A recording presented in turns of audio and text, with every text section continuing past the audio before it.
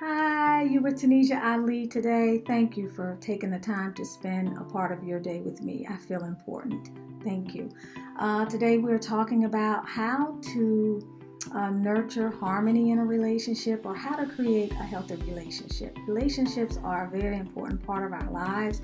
We need them for our survival. We're social species.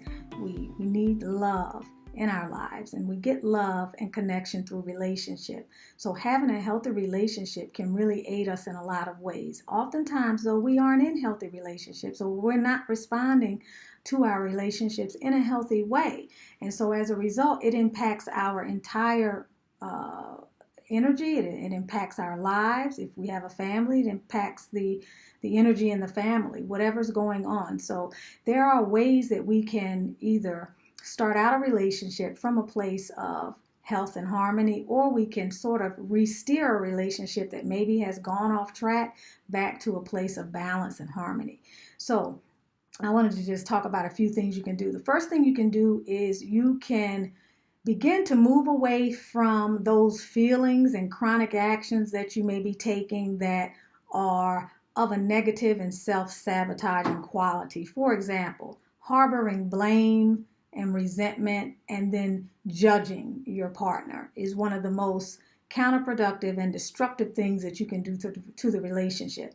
It keeps a negativity in the relationship at all times. When you're constantly judging or you're nurturing resentment and blame, then you're constantly, in a way, you're in victim mode.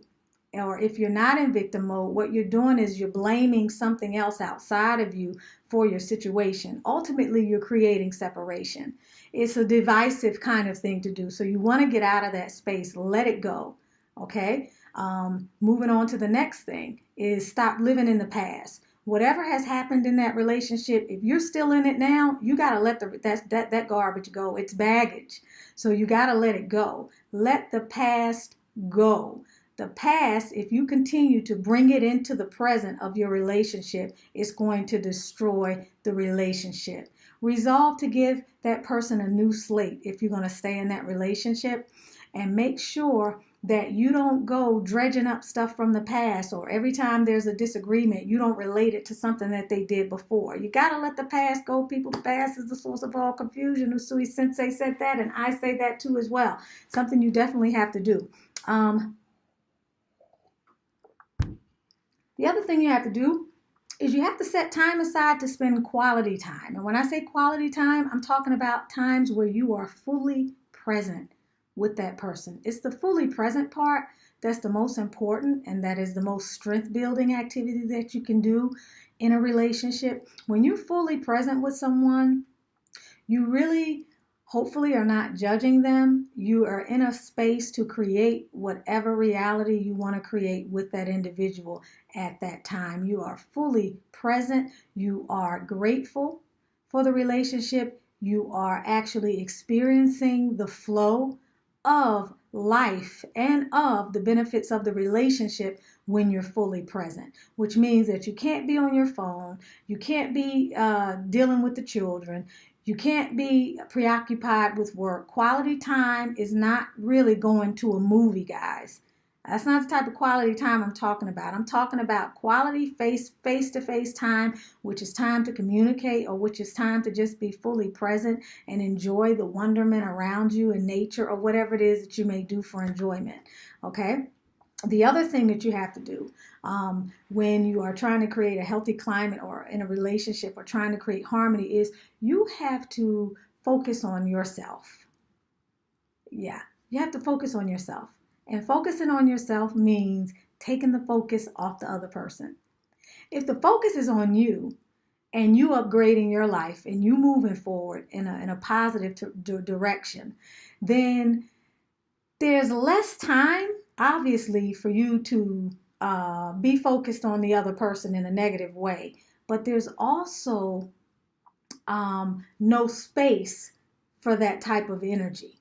If you're focused on yourself, you're feeling better about yourself. And if you're feeling better about yourself, guys, and you're happy, then you have more patience, you're less judgmental, you're less irritable, and life is looking like a box of chocolates, right?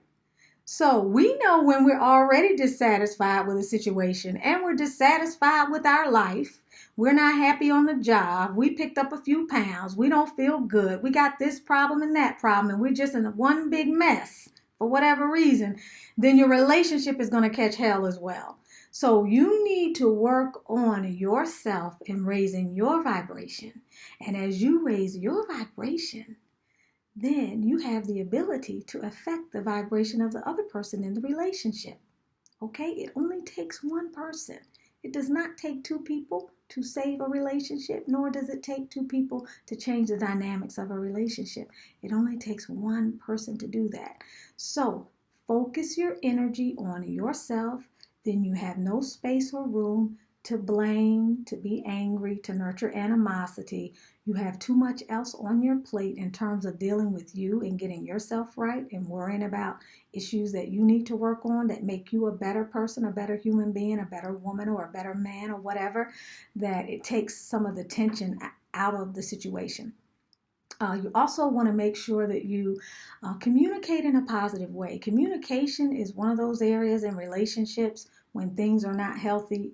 It has definitely broke down. The communication breaks down, and it can break down in a lot of ways.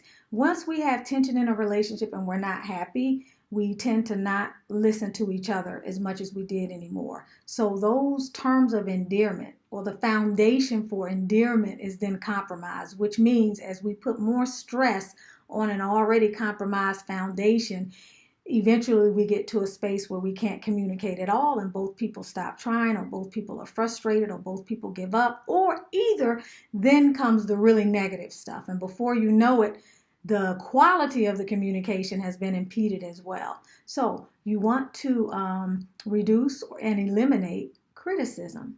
You want to make sure that you express gratitude.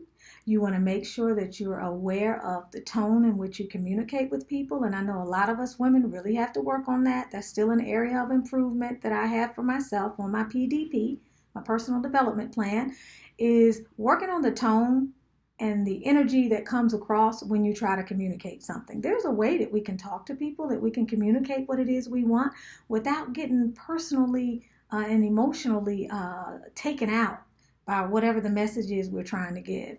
You can give the same message and that person can receive it so much better if you just calm down and say it as calmly as possible in the spirit of harmony, love, and flow. So making sure that you honor the needs of quality communication is very important.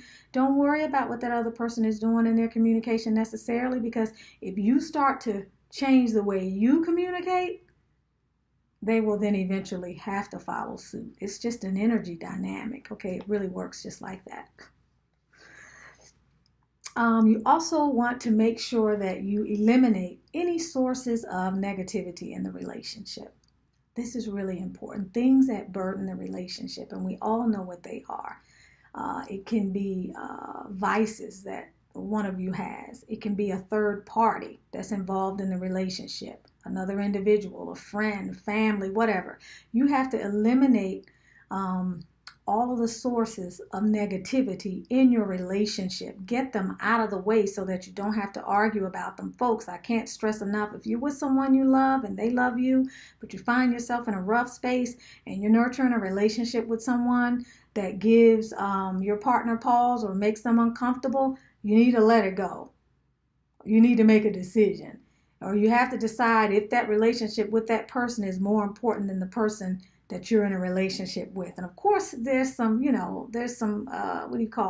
moderation that we have to use when I say that, because it depends on who the people are and what's actually going on. But that's just a general rule. I'm out of water. The other thing is recognizing your level of personal responsibility in the relationship. Take responsibility for what you've been creating and what you have been co-creating in the relationship as well. Don't put all of the onus on the other person. You really got to look at what it is you've been doing to help create whatever's going on in the relationship and to help give it life and to water it and to nurture it, because there's a lot that you've been doing. By the same token, what I mean in terms of personal responsibility is remembering that again, it takes one person to really change the dynamic in a relationship. A lot of people will say, well, what if he doesn't do this? Or what if she doesn't do that? It's really not about them. It's about you.